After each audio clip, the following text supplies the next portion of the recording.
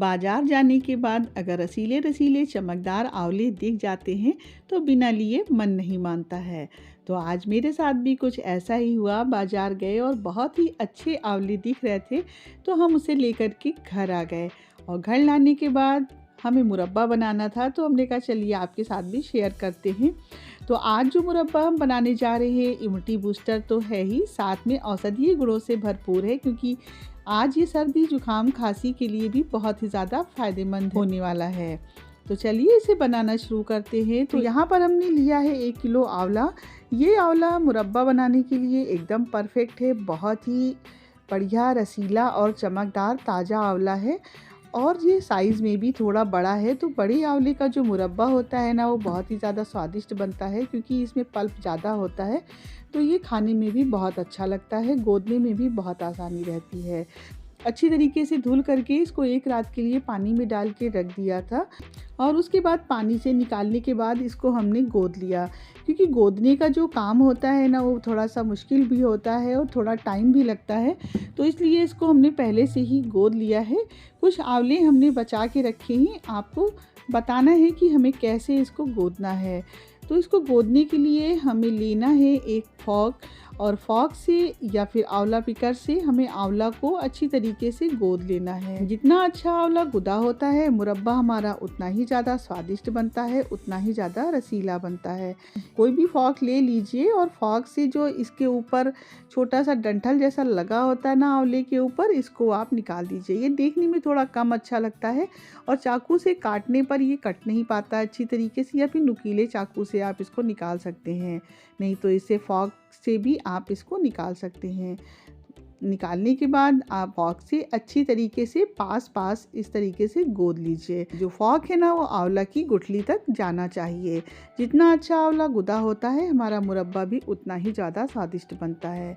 तो इसी तरीके से हमने सारे आंवला को पहले से ही गोद के रख लिया है। आंवला को गर्म पानी में डालने के लिए पानी को पहले ही हमने कढ़ाई में उबलने के लिए रख दिया था। पानी में एक अच्छी सी उबाल आ गई है, बस गैस की फ्लेम को बंद कर देना है। सारे आंवला को हमें इसमें डाल देना है। डालने के बाद एक छोटा सा टुकड़ा फिटकरी का भी डाल देना है और ढक करके 1 से 1.5 घंटे के लिए हमें ऐसे ही छोड़ देना है। लगभग 1.5 घंटा हो चुका है और आंवला हमारे बहुत ही अच्छे से इसमें सॉफ्ट हो गए हैं।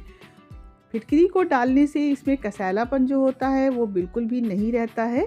तो इस तरीके से जब आप बनाएंगे तो आपका आंवला का मुरब्बा जो है वो बहुत ही ज़्यादा बढ़िया बनेगा, कसैलापन बिल्कुल भी नहीं रहेगा। सारे आंवला को पानी से निकाल लेना है, उसके बाद हाथ से दबा करके इसमें सारे आंवला में जो एक्स्ट्रा पानी है उसको निकाल देना है। तो सारे आंवला को हमने अच्छे से निचोड़ लिया है। अब इसको हम 2 से 3 घंटे की धूप में रख देंगे। अगर आपके यहाँ धूप नहीं आती है या फिर मौसम नहीं सही है तो आप इसको 4-5 घंटे के लिए पंखे की हवा में भी छोड़ सकते हैं। तो इसको हमने 2-3 घंटे धूप में रख दिया है और धूप में रखने के बाद ये कुछ आंवला हमारे इस तरीके से दिखने लगे हैं। अब मुरब्बा बनाने के लिए लिया है हमने एक स्टील की कढ़ाई। आपको स्टील नॉन स्टिक की कढ़ाई में मुरब्बा को बनाना है। कढ़ाई में हमने 2-3 चम्मच पानी डाल दिया है और 1 किलो गुड़ हमने लिया है, उसको भी इसमें डाल दिया है। तो हाँ गाइस, आज का मुरब्बा जो हम बनाने जा रहे हैं वो गुड़ से बनाने जा रहे हैं। गुड़ का जो मुरब्बा होता है वो बहुत ही ज़्यादा फायदेमंद होता है और इसमें जो पानी हमने डाला है इसलिए क्योंकि जो हमारा गुड़ है उसको पिघलने में थोड़ी मदद मिल सके। ऐसे जो गुड़ होता है वो कढ़ाई में चिपकने लगता है तो मुरब्बा बनाने में थोड़ी दिक्कत आती है। तो हमें यहाँ पर गुड़ को इसमें पिघला लेना है, यानी कि इसकी एक चाशनी जैसी बना लेनी, मतलब कोई तार नहीं बनाना है, बस गुड़ जितना मेल्ट हो जाए इतना ही हमें इसमें इसको पकाना है।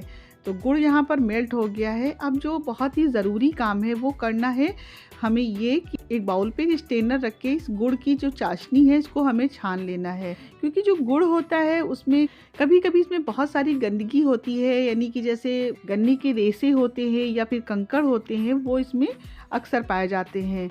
तो इसलिए मुरब्बा हमारा जो है ना इससे ख़राब हो जाता है। खाने में भी नहीं अच्छा लगता है। तो छान लेने से हमारा गुड़ एकदम फ्रेश निकल आएगा और मुरब्बा हमारा बहुत अच्छा बनेगा। छानने के बाद हमने सारी चाशनी को फिर से कढ़ाई में डाल दिया और सारे आंवला को भी हमने इसमें डाल दिया। आंवला को डालने के बाद हमें इसको ढक देना है। ढक के हमें लगभग 35 से 40 मिनट तक एकदम धीमी आंच पर पकाना है।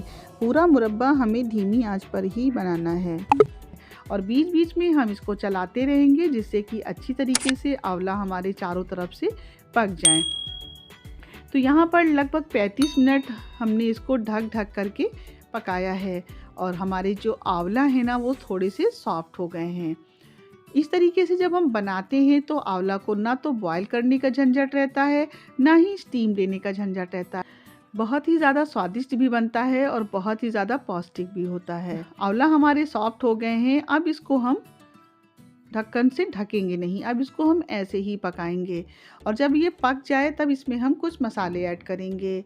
तो यहाँ पर हमने 1 टीस्पून डाला है काला नमक, 1 टेबलस्पून डाला है सोंठ पाउडर। ये सोंठ पाउडर जो सूखी हुई अदरक होती है ना, ये उसी का पाउडर होता है। तो इसको डालने से जो सर्दी खांसी जुकाम में बहुत ही ज़्यादा ये आंवला फ़ायदा करेगा। और ½ टीस्पून डाला है काली मिर्च का पाउडर। काली मिर्च, सोंठ, ये सब चीज़ें हमारे सर्दी खांसी ज़ुकाम के लिए बहुत ही ज़्यादा फ़ायदेमंद होती हैं।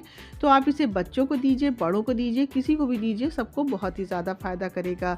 और इसको हम सर्दियों के सीज़न में भी खा सकते हैं। वैसे आंवला ठंडा होता है तो लोग गर्मियों के लिए आंवला का मुरब्बा बना कर रखते हैं, लेकिन जो ये मुरब्बा है ये सर्दियों में हम खाने के लिए बना रहे हैं, तो इसलिए हमने ये मसाले भी इसमें डालकर बनाए हैं। 1 नींबू का रस भी इसमें हमने डाल दिया है। नींबू का रस डाल देने से जो ये मुरब्बा हमारा है और भी ज़्यादा स्वादिष्ट बनेगा। हमने लगभग 50 मिनट तक इसको पकाया है। अब इसकी चाशनी को चेक कर लेते हैं। तो अभी भी चाशनी हमारी पतली है, इसमें तार सा नहीं बन रहा है। तो इसको हम लगभग 10 मिनट अभी और पकाएंगे और 10 मिनट पकाने के बाद हम चाशनी को फिर से चेक करेंगे। तो यहाँ पर लगभग 10 मिनट हो चुके हैं। तो अब इसकी चाशनी को हम फिर से चेक कर लेते हैं। तो यहाँ पर देखिए तार जैसा बनने लगा है और हमने गैस की फ्लेम को बंद कर दिया है। एक ख़ास बात आपको ये बताना चाहेंगे कि अगर ठंडा हो जाने के बाद जो चाशनी है वो थोड़ी पतली लगे तो आप इसको 5 से 7 मिनट तक और पका लीजिए या फिर शहद वाली कंसिस्टेंसी में लाने तक इसको पका लीजिए। तो यहाँ पर देखिए मुरब्बा जो है हमारा ठंडा हो गया है और ठंडा होने के बाद जब हमने देखा चाशनी इसकी पतली लग रही थी, तो हमने इसको 5-7 मिनट तक और पकाया और अब इसकी जो चाशनी है वो एकदम शहद जैसी कंसिस्टेंसी में एकदम बनी हुई है। ऐसी ही चाशनी आपको चाहिए। अगर चाशनी पतली होगी तो जो मुरब्बा हमारा है वो जल्दी ख़राब हो जाएगा और इसमें फंगस लगने लगेगा। जब चाशनी आपकी गाढ़ी होगी तो मुरब्बा आपका ख़राब भी नहीं होगा। और दूसरी चीज़, चाशनी हमेशा ज़्यादा बनानी चाहिए जिससे जो आंवला हमारे हैं वो चाशनी में डूबे रहें। अगर चाशनी में डूबे नहीं होते हैं तो जो आंवला होते हैं वो ड्राई से हो जाते हैं और अपना कलर भी बदल देते हैं और मुरब्बा ख़राब होने का डर भी रहता है। तो इसलिए गुड़ या फिर चीनी या मिश्री, जिस चीज़ से भी आप मुरब्बा बनाते हैं, जितनी क्वांटिटी में आप आंवला ले रहे हैं उतना ही आपको गुड़, चीनी या फिर मिश्री लेनी है। तो यहाँ पर देखिए मुरब्बा हमारा बन के तैयार हो गया है। बहुत ही सॉफ्ट और रसीला मुरब्बा बना हुआ है।